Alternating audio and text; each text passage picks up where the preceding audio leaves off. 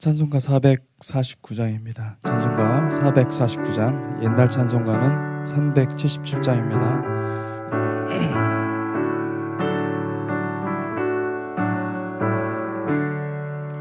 예수 따라가며 복음 순종하면 우리 행할 길 환하겠네. 주를 의지하며 순종하는 자를 주가 늘 함께 하시리라. 의지하고 순종하는 길은 예수 안에 즐겁고 복된 길이로다. 해를 당하거나 우리 고생할 때 주가 위로해 주시겠네. 주를 의지하며 순종하는 자를 주가 안위해 주시리라. 의지하고 순종하는 길은 예수 안에 즐겁고 복된 길이로다. 남의 짐을 지고 슬픔 위로하면 주가 상급을 주시겠네. 주를 의지하며 순종하는 자를 항상 복 내려 주시리라. 의지하고 순종하는 길은 예수 안에 즐겁고 복된 길이로다.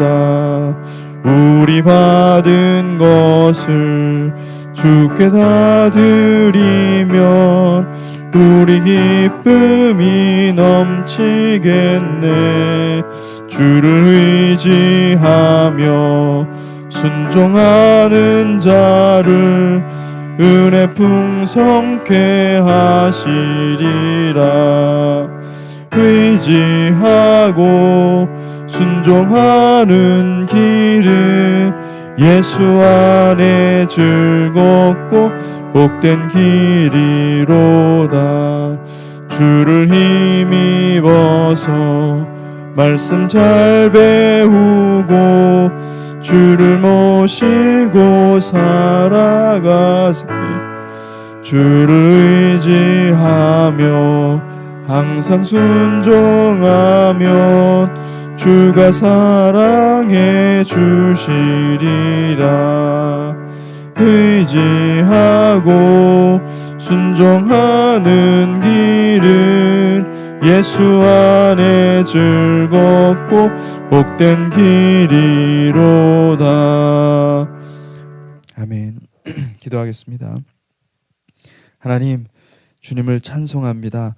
주님을 따르기를 원합니다. 주님과 함께 동행하며 주님의 그 마음을 알고 주님의 뜻을 아는 복된 인생이 되게 하여 주시옵소서.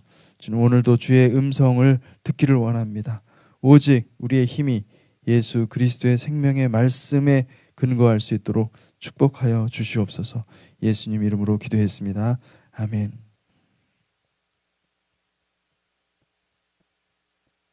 열왕기상 19장 11절에서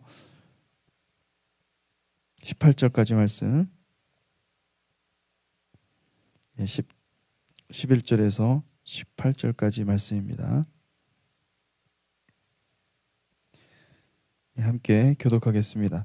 여호와께서 이르시되 너는 나가서 여호와 앞에서 산에 서라 하시더니 여호와께서 지나가시는데 여호와 앞에 크고 강한 바람이 산을 가르고 바위를 부수나 바람 가운데 여호와께서 계시지 아니하며 바람 후에 지진이 있으나 지진 가운데에도 여호와께서 계시지 아니하며 또 지진 후에 불이 있으나 불 가운데에도 여호와께서 계시지 아니하더니 불 후에 세미한 소리가 있는지라.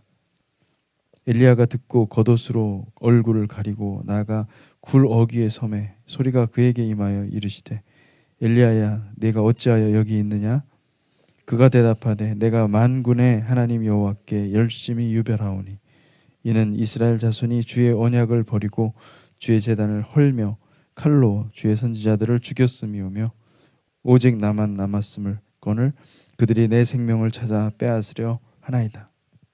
여호와께서 그에게 이르시되 너는 내 길을 돌이켜 광야를 통하여 다메섹에 가서 이르거든 하사엘에게 기름을 부어 아람의 왕이 되게 하고 너는 또 님시의 아들 예후에게 기름을 부어 이스라엘의 왕이 되게 하고 또 아벨무홀라 사밧의 아들 엘리사에게 기름을 부어 너를 대신하여 선지자가 되게 하라. 하사엘의 칼을 피하는 자를 예후가 죽일 것이요 예후의 칼을 피하는 자를 엘리사가 죽이리라. 그러나 내가 이스라엘 가운데 7천 명을 남기리니 다 바알에게 무릎을 꿇지 아니하고 다 바알에게 입맞추지 아니한 자니라. 아멘. 엘리야의 성격은 아마 불같은 아주 활활 타오르는 그런 불같은 성격이었을 것입니다.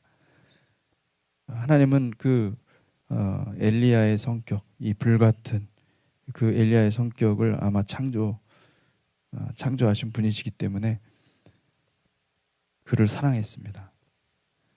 여러분 그 갈멜산 대교를 잘 보시잖아요. 그러면은 엘리야가 얼마나 성격이 불같은 사람인지 잘 알 수가 있습니다. 그는 하나님의 눈치를 보지 않습니다. 오히려 하나님의 자원, 하나님의 능력을 끌어다 쓰는 사람입니다. 엘리야는 승리했습니다. 엘리야는 자기가 원하는 걸 이루었습니다. 바알이 무릎 꿇어야 되는 것입니다. 여호와 하나님을 증명했어요. 하나님이 하늘에서 불을 내리시는 분이시고 이 제단을 다 태워버리는, 물로 그냥 다 쏟아 부었는데 그 제단을 순식간에 홀라당 태워버리는 그런 능력으로 하나님을 증명했습니다. 그런데 원하는 결과를 얻지 못했습니다. 바알이 오히려 더 강팍해지고, 아니 누굽니까 우리 그 이세벨과 그 아합인 더 강력해지고 더 적대적으로 바뀌었습니다. 850명의 바알과 아세라 선지자들 다 죽이면 끝날 줄 알았는데 오히려 더 악화됐습니다. 여러분 엘리야는요 그런 면에서 보면은 자기 중심적으로 사역을 한 겁니다. 자기가 사역을 한 것입니다. 하나님이 주신 놀라운 능력과 은사들이 있었어요. 그런데 그걸 가지고 사역을 한 거죠. 자기의 뜻대로, 자기의 생각대로, 자기의 중심에 옳은 대로 행한 것입니다. 마치 삼손에게 하나님께서 능력을 부어주셨더니 삼손이 수많은 사람들을 죽였지 않습니까? 그런 것 같이 엘리야도 그런 사역을 한 것입니다. 엘리야의 마음에는 원망이 있습니다. 내가 이렇게 수고했고 내가 이렇게 하늘에서 불을 내리게 하고 바다에서 구름을 끌어와서 비를 내리게 했는데 왜 이스라엘 백성들은 회개하지 않냐는 거예요. 왜 아합은 내 앞에 무릎을 꿇지 않냐는 거죠. 그렇게까지 했다고 한다면 적어도 하나님은 도와주셔야 되잖아요. 하나님께서 그 강팍한 그 아합을 무릎 꿇게 하고 그리고 이스라엘 백성들에게 회개의 영을 부어 주셔서 돌이켜야 되잖아요. 그러지 않고 오히려 엘리야를 죽이려고 합니다. 여러분 내 중심으로 이렇게 사역을 하잖아요. 그러면 하나님께 원망합니다. 내가 열심을 다해서 내가 최선을 다해서 내가 정말 하나님의 일을 초자연적인 사역들을 막 해나갔잖아요. 근데 불만이 있고 하나님께 원망이 있어요. 왜? 하나님께서 내가 원하시는 대로 다 해주지 않거든요. 그 하나님께서 내가 원하는데 내 뜻대로 하시 않으실 때는 여러분 우리가 하나님의 뜻을 구해야 됩니다. 내 뜻을 계속 가지고 고집하다 보면은 다치는 건 납니다. 예. 엘리야 보십시오. 얼마나 그는 급하게 번아웃이 됐습니다. 도망가는 거예요. 엘리야가 도망간 것은 여러분 얼마나 부끄러운 일입니까? 살려고 도망가는 겁니다. 예. 여러분 이 불같은 사역, 엘리야의 이 불같은 사역은 사실은 열매를 맺지 못합니다. 좋은 열매를 맺지 못합니다. 우리가 기억해야 될 것은 무엇이냐면은 하나님의 생각과 엘리야의 생각이 너무나 달랐다는 거예요. 예. 엘리야는 자기 때에 해결하려고 그랬어요. 자기가 그렇게 한번 쇼다운 뭔가를 보여주면은 그럼 끝날 줄 알았어요. 결판 될 줄 알았어요. 결판 날 줄 알았어요. 많은 사람들이 오늘날도 그렇게 생각을 합니다. 사역을. 여러분 우리의 사역은요. 주님이 오셔야 완성이 되는 거거든요. 주님이 오실 때까지 자기가 메시아가 돼가지고 뭔가를 해결할 수 있을 거라고 생각을 합니다. 무서운 겁니다. 사실은. 굉장히 무서운 건데 아니 그거를 그렇게 과감하게 그냥 그 차에 올라타가지고 자기가 진두지휘 하겠다고 그렇게 하시는 분들이 꽤 됩니다. 많이 있습니다. 굉장히 위험한 사역을 하는 겁니다. 우리는 끝까지 겸손해야 돼요. 나를 부인하고 주님이 인도하시는 대로 갈 수 있어야 됩니다. 하나님은요 엘리야의 한계를 명확히 하셨습니다. 하나님이 얼마나 저는 이 열왕기상 19장의 이 말씀이 굉장히 그 하나님의 성품, 하나님의 인자하심의 성품을 잘 드러낸다고 생각해요. 하나님이 엘리야에 넘어질 것을 알았죠. 엘리야가 불같은 성격을 엘리야에게 심어준 분도 하나님이시고 그리고 또 정확한 때에 엘리야를 훈련시키고 교육시키고 그래서 마침내 바알과 한판 대결하도록 하신 분도 아합과 이세벨과 한판 대결하게 하신 분도 하나님이신데 그 모르시겠어요? 다 아시죠. 그리고 이제 도망갈 것도 아신 거죠. 그러나 도망가는 그 엘리야를 자기 생명을 좀 살려달라고 정말 그 애써 구걸하는 매우 초라해진 그 엘리야를 잘 아셨어요. 그러니까 주님은요 우리 영혼이 초라해질 때 우리의 영혼이 완전히 바닥 상태에 내려갈 때까지 가만 냅두십니다. 그래야 비로소 자신을 돌아볼 수가 있거든요. 내가 이게 막 불을 내리고 뭐 그 구름을 끌어와 가지고 비를 내리게 하는 사람이 아니라 나는 이렇게 초라한 사람이구나. 나는 아무것도 없구나. 하나님의 은혜가 없이는 살 수가 없구나. 그것을 언제 깨닫습니까? 우리가 완전히 초라해질 때, 완전히 바닥에 떨어져 내려갈 때야 그때야 알게 되는 거죠. 그러니까 여러분 그때까지 기다리지 마시고 바로 엎드리는 게 가장 중요한 겁니다. 할렐루야. 여러분 우리가 사역을 열심히 하다 보면 뭐 큰 위대한 뭐 엘리야의 사역만이 아닙니다. 작은 사역이라 할지라도 내 의가 들어가고 내 열정이 들어가고 내 시간과 내 에너지가 들어갈 때는 그때는 이게 나도 모르게 하나님께 대한 원망과 불평이 올라오고 그게 번아웃 되게 만드는 거죠. 여러분 우리는 작은 것 가지고도 그렇게 교만해지고 작은 것 가지고도 그렇게 마음이 올라가요.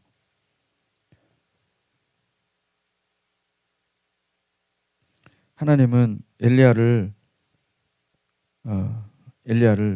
변화시키기를 원하셨습니다. 엘리야의 마음을 바꾸기를 원하셨습니다. 엘리야를 교육하기를 원하셨습니다. 그래서 그가 도망가는 거를 내버려 두셨어요. 열심히 도망갈 때 그래 잘 가고 있다. 그리고 또 지쳐가지고 이제 뭐 아무것도 먹을 것도 없고 이제 완전히 바닥 났어요. 그러니까 이제 난 죽겠다. 데려가십시오. 엘리야는 그렇게 생각했겠죠. 근데 주님은 안 죽이는 거예요. 예. 오히려 보니까 어루만진다.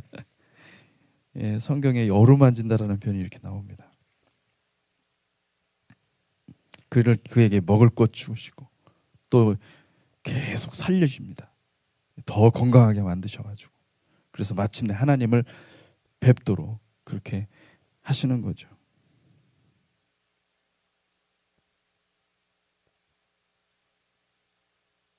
저는 열왕기상 13장의 그 하나님의 사람하고 하나님의 사람 엘리야하고 이렇게 비교를 좀 해봤습니다. 열왕기상 13장의 그 하나님의 사람은요, 그는 비록 죽었지만은 열매가 있었습니다. 베델에 사는 늙은 선지자가 변화된 것이죠. 자기 자신의 생명을 드림으로써 한 영혼을 다시 찾았습니다. 똑같이 여로보암에게 왕에게 찾아가서 하나님의 전언을 선포했어요. 근데 그 하나님의 사람, 그 무명의 하나님의 사람은 뭘 알았느냐면 하나님의 사역, 자기가 선포한 것은 하나님의 사역이고 내 사역이 아니라는 걸 알았어요.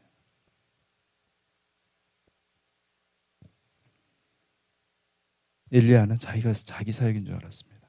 자기가 뛰어나서 자기가 능력이 있어서 자기가 아니면은 이 일을 할 수 없다고 생각이 되어서 자기가 아합과 마주해서 그렇게 결전을 벌인 거죠.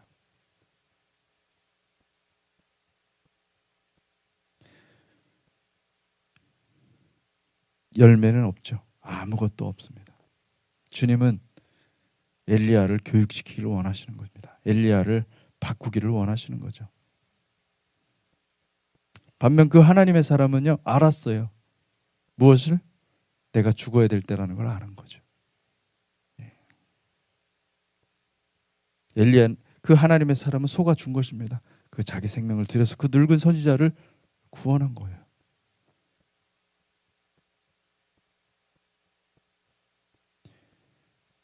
여러분, 우리의 사역의 열매를 한번 봅시다. 한 영혼이 변화돼서 주님께 돌아오는 것이 천국에서는 가장 큰 열매, 가장 큰 하나님께서 천사들과 함께 가장 기뻐하실 그 영혼이 여러분이 심거나 뿌리거나 아니면 거두거나 그 단계 어디에 있든지 간에 하나님은 그 한 영혼이 주님께 돌아오는 것을 기뻐하시기 때문에 그들을 다 칭찬할 거예요. 그들을 다 축복할 거예요. 여러분 기도하셔야 돼요. 지금 부흥을 하나님께서 주실 텐데 여러분 기도하는 자가 되시기 바랍니다. 기도하고 한 영혼을 위해서 여러분들이 눈물 뿌리고 최선을 다해서 기도하십시오. 하나님께서 구원하십니다. 하나님께서 일을 이루십니다.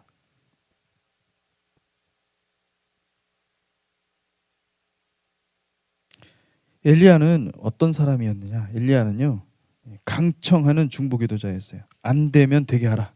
우리 지난주에도 혁명적으로 하라고 그랬는데 진짜 혁명적인 사람이었습니다. 했던 이 신념이 얼마나 강한지, 하나님의 강한 능력. 근데 하나님이 그것을 주신 거거든요, 엘리야에게. 그렇기 때문에 하나님은 그를 부드럽게 대우하시는 거예요. 하나님도 엘리야의 고집을 못 꺾는 거죠. 여러분, 이 강력한 은사로 사역하시는 분들을 잘 보면요, 그 경계선에 서 있습니다. 굉장히. 하나님의 능력과 하나님의 은혜, 하나님의 그 은사들을 나타나는데 내가 가지고 있는 성품, 내가 가지고 있는 기질, 내가 가지고 있는 한계에 담아서 나타내는 거예요. 하나님을. 그러다 보면은 내가 지금 높아져 있는지, 내가 지금 제대로 길을 걸어가고 있는지 이걸 잘 분간을 못합니다. 그들의 사역을 통해서요, 사람들은 열광합니다. 그리고 추종자들이 생기죠.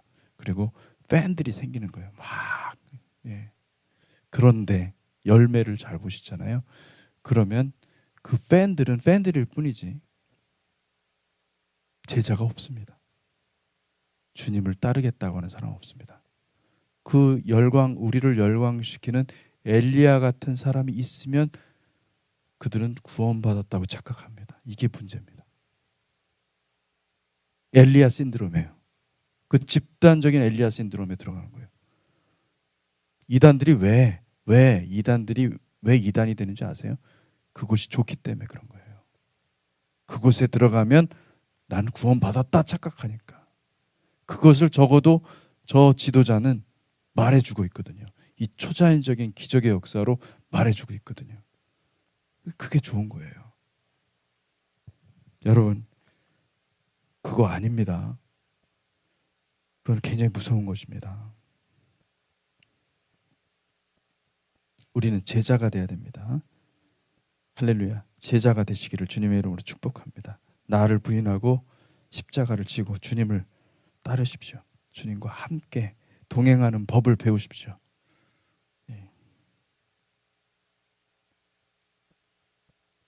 하나님의 말씀으로 온전한 회심의 열매를 내는 것은요, 굉장히 중요한 문제입니다.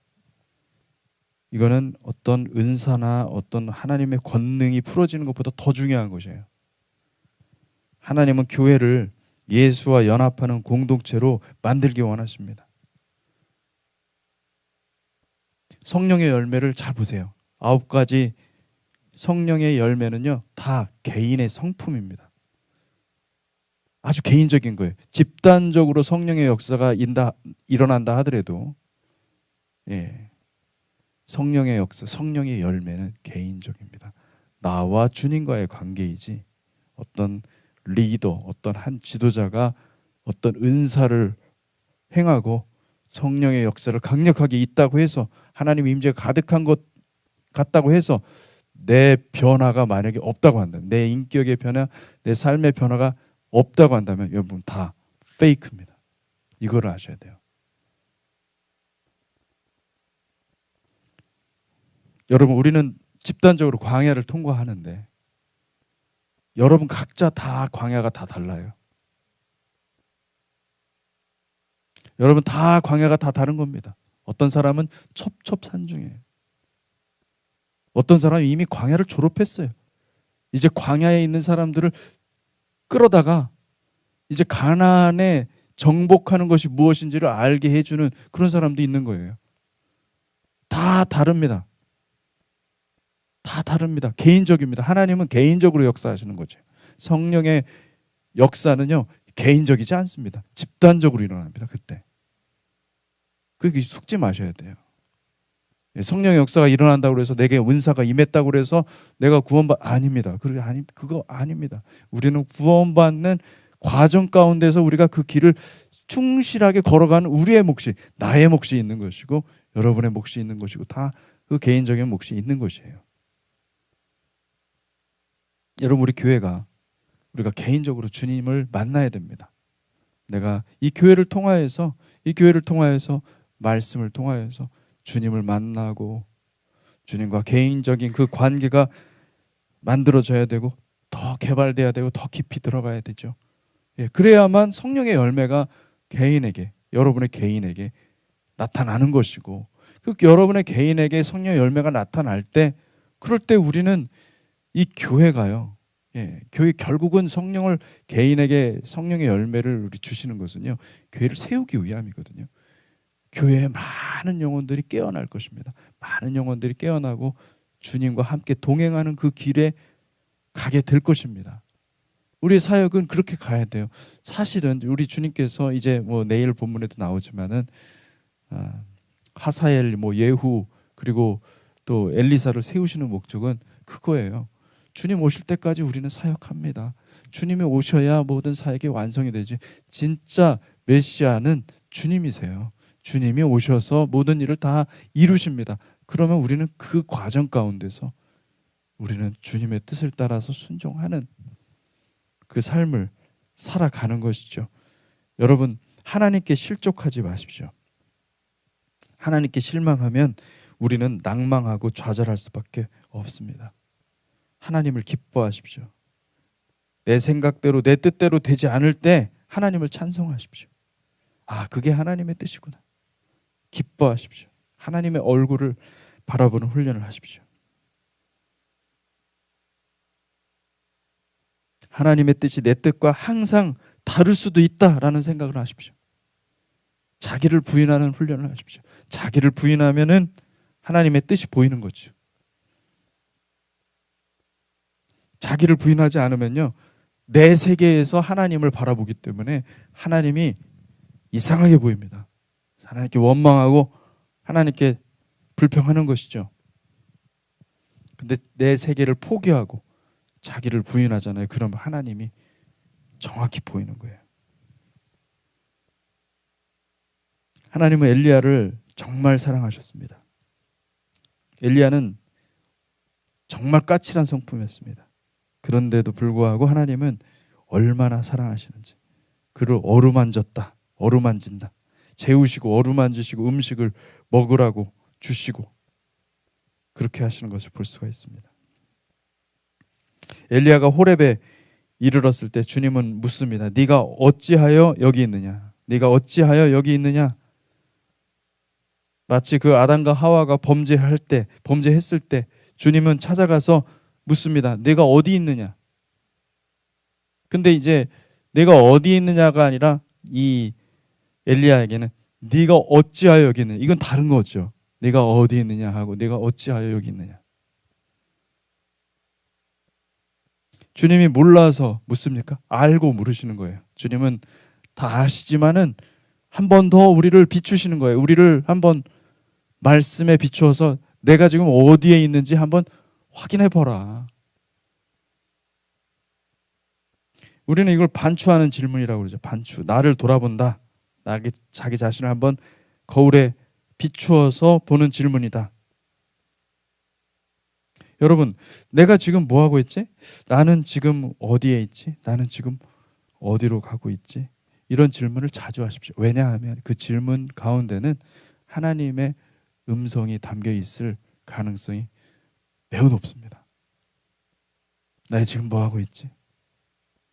주님, 내가 어떻게 할까요? 주님, 나는 지금 무엇을 하고 있습니까? 그 질문 가운데는요, 주님의 음성이 있어요. 주님이 분명히 그 질문을 던지시는 거거든요. 하나님의 음성을 어떻게 들을 수 있는가? 그렇게 듣는 거예요. 내가 어디 있지? 내가 지금 무엇을 하고 있지?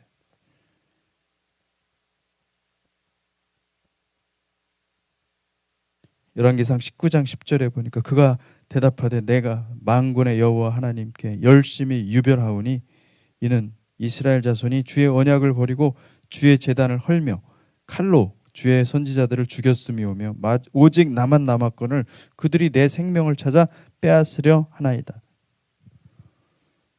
엘리야는 내가 있는 거예요. 나예요. 지금 다 나를 죽이려고 합니다. 난 지금 주님을 위해서 최선을 다했고 주님의 능력으로 사역을 했습니다. 그런데 나를 죽이려고 그러고, 아니 어떻게 된 게 이렇게, 이거 다 하나님께서 계획하신 거 아닙니까? 문제는 하나님께 있습니다. 원망과 불평을 쏟아내었습니다.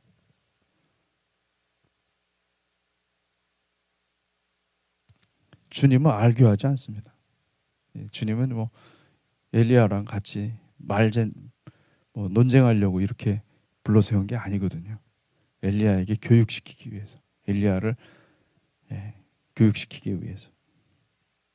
주님의 교육 시간이 시작됩니다. 주님께서는 11절에서 12절 여호와께서 이르시되 너는 나가서 여호와 앞에 산에 서라 하시더니 여호와께서 지나가시는데 여호와 앞에 크고 강한 바람이 산을 가르고 바위를 부수나 바람 가운데 여호와께서 계시지 아니하시며 바람 후에 지진이 있으나 지진 가운데도 여호와께서 계시지 아니하며 또 지진 후에 불이 있으나 불 가운데에도 여호와께서 계시지 아니하더니 불 후에 세미한 소리가 있는지라.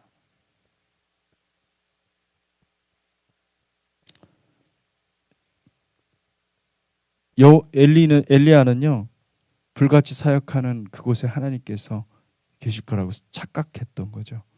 자기가 그렇게 막 하늘에서 불을 내리고, 그리고 또 비구름을 몰고 오면은 많은 사람들이 그 권능 앞에서 복종할 줄 알았었던 거죠.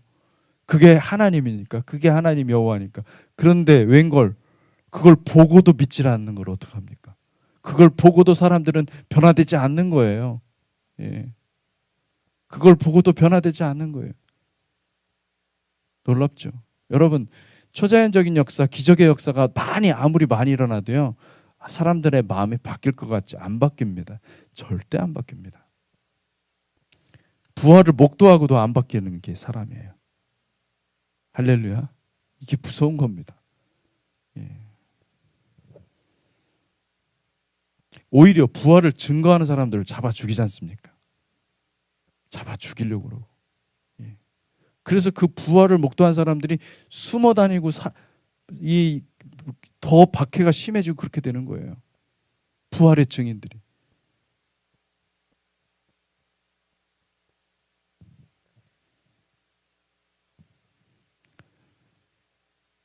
여러분, 마지막 때요, 여호와의 강력한 바람이 불 것입니다. 그리고 지진도 일어나고, 그리고 비바람을 몰고 오고, 뿐만 아니라 불까지 떨어질 것입니다. 그런데 그곳에 하나님이 없어요. 근데 많은 사람들이 하나님을 믿는 척 하겠죠. 예, 그런 것들을 보면서 정말 성경에 있는 예언이 다 이루어지는구나, 두려워 떨면서 그들이 교회로 들어올 것입니다. 진짜 그러네, 진짜 말씀대로 되네. 근데 이미 그 사람들은 이미 미혹된 분들이에요. 왜요? 그들은 기적을 보고 들어왔잖아요. 기적을 보고 들어오는 사람들은 거의 미혹된 사람들입니다. 여러분, 하나님의 음성을 들어야 돼요. 세미한 소리를 들어야 돼요. 세미한 소리를 듣는 사람들이 구원하는 사람들이고, 구원하는 사람들이, 영혼을 구원하는 사람들이 결국은 주님 앞에 구원받는 사람들이에요. 예. 그리고 그렇게 복음을 전하는 사람들의 입을 통해서 사람들이, 예, 자기 마음을 바꿀 수 있어요. 기적을 보고는 마음을 안 바꿉니다. 예, 오직 믿음으로 의인은 변화를 받을 수밖에 없습니다. 아멘. 그래서 그것을 가르쳐 주시는 거죠. 하나님께서. 그래서 이게 그렇게 말씀하시니까 13절과 14절에 엘리야가 듣고 겉옷으로 얼굴을 가리고 나가 굴 어귀의 섬에 소리가 그에게 임하여 이르시되 엘리야야, 내가 어찌하여 여기 있느냐? 또 묻고 계시는 거죠. 네가 어찌하여 여기 있느냐? 그가 대답하되 내가 만군의 하나님 여호와께 열심히 유별하오니 이는 이스라엘 자손이 주의 언약을 버리고 주의 제단을 헐며 칼로 주의 선지자들을 죽였음이오며 오직 나만 남았거늘 그들이 내 생명을 찾아 빼앗으려 하나이다. 똑같은 말을 합니다. 이제 두 번째 얘기했을 때는 이제 하나님도 기회를 주셨죠. 두 번의 기회를 주셨는데 그러니까 자기 고집을 꺾을 생각이 없구나. 예. 만약에 엘리야가 여기서 깨닫고서는 주여, 죄인이로소이다, 내가 교만했습니다, 만약에 회개했다고 한다면 주님의 엘리야를 사용하셨을 거예요. 더 주님은 엘리야를 이제 거두십니다. 그리고 엘리야가 아니라 다른 사람들을 준비해서 이제 주님께서 하시고자 하는, 그러니까 주님은 그래, 너는 여기까지 해야 되겠구나 말씀하시는 거예요. 내가 여러분, 우리가 똑같습니다. 우리 모두가 다 나를 고집하잖아요. 나를 주장하잖아요. 주님은요, 거기까지 해라 그렇게 말씀하세요. 그만해라. 네. 그 다음부터 이제 엘리야는 누구를 키워야 됩니까? 이제 후계자를 키워야 되고 후계자에게 넘겨줘야 돼요. 여러분, 우리가 후계자를 만들어야 돼요. 계속해서. 왜냐하면 나를 주장하면 안 되거든요. 많은 목사님들이 나이 들어서 은퇴할 때 자기를 계속 주장해가지고, 근데 여러분, 우리가 내려놓을 때도 있어야 됩니다. 사역할 때도 있어야 되지만은 내려놓을 때도 있어야 돼요. 그렇죠?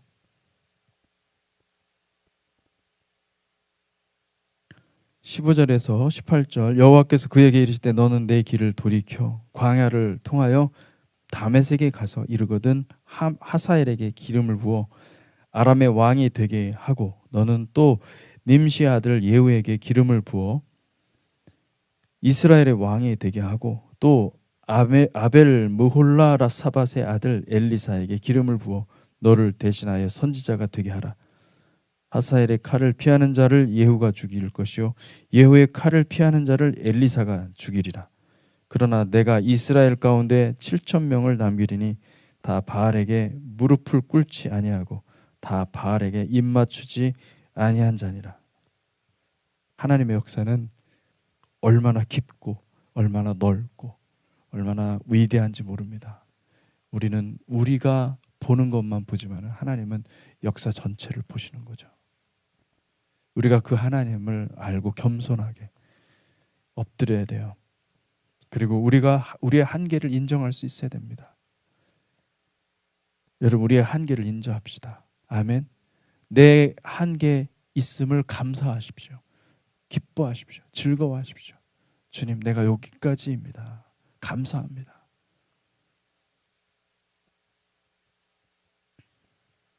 내가 원하는 것이 하나님의 원하는 것과 다를 때 우리는 상처받거든요. 상처받지 마십시오.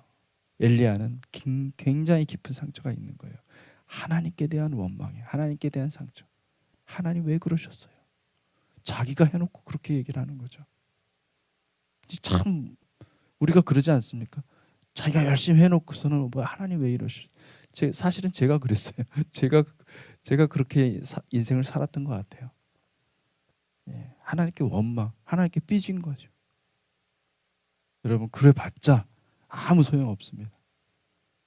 하나님의 시각을 여러분들이 알아야 됩니다. 아멘. 같이 기도하겠습니다. 하나님 아버지, 주님은 위대하신 분이십니다.